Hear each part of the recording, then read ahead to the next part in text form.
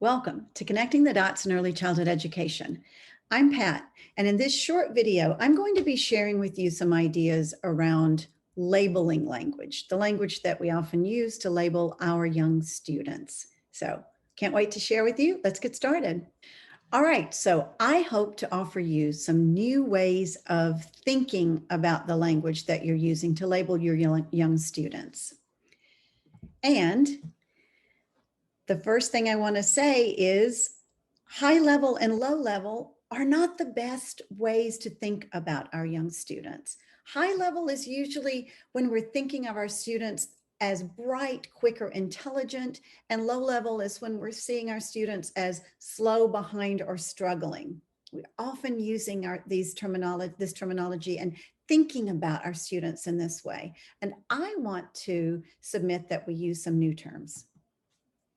So I'd like to say that if you can adopt this language, later level learner instead of high level learner, and early level learner instead of low level, you will start to see your children perhaps differently. Why? Why is this so important? Because we know that in early childhood, levels can quickly change once all the students are given opportunity to thrive through the routines, the targeted supports, and exposure to information. You have a lot of children who are coming in, perhaps from home environments where they've received a lot of stimulation, a lot of background knowledge, and then others who haven't had that opportunity. So we can level the playing field and the way we see these young students if we adopt these other terms. It will help. The result will be that, again, you will see your children and allow your children to move through their developmental stages as they are ready and as they are able once given the opportunity.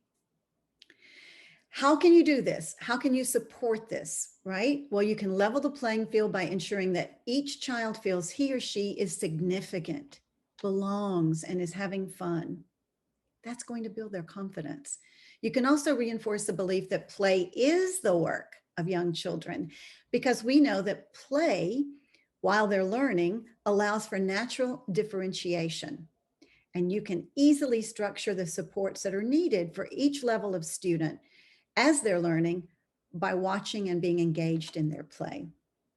You can also, as a teacher, resist the pressures of the push-down curriculum by sharing research about the long-term effects of jump and skipping developmental norms.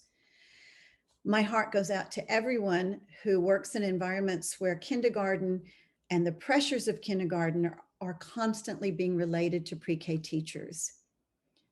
We don't want pre-K to become K. So please push back against that.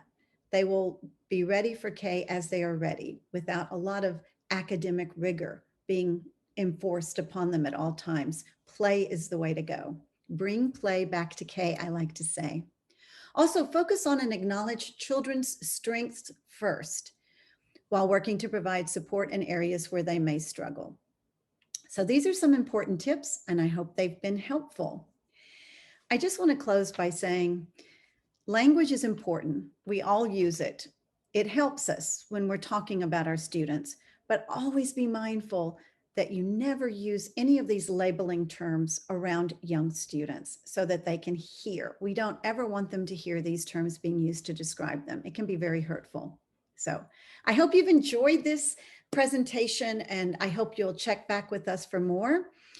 And we invite you to go to our website, which you will see at the end of this presentation, a slide, and that will provide the website information along with our social media handles.